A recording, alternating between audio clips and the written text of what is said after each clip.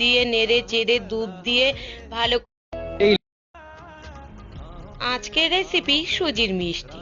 কড়াইতে দিয়ে দেবো 1 চামচ ঘি। ঘি দিয়ে সুজিগুলো দিয়ে নেড়ে চেড়ে দুধ দিয়ে ভালো করে একটা ডো বানিয়ে নেব। থালার ভেতরে ঘি লাগিয়ে ডোটা নামিয়ে নেব। ময়দা দিয়ে ভালো করে মেখে গোল গোল শেপ দিয়ে হাতে প্রত্যেকটা রেখে দেব। কড়াই বসিয়ে 1 বাটি চিনি দিয়ে দেবো, 1 বাটি জল দিয়ে দেব, তারপরে মিষ্টিগুলো দিয়ে কিছুক্ষণ রান্না করে নামিয়ে নেব। আজকের জন্য এই পর্যন্ত। Bye bye. चना चना मिष्टी वाला।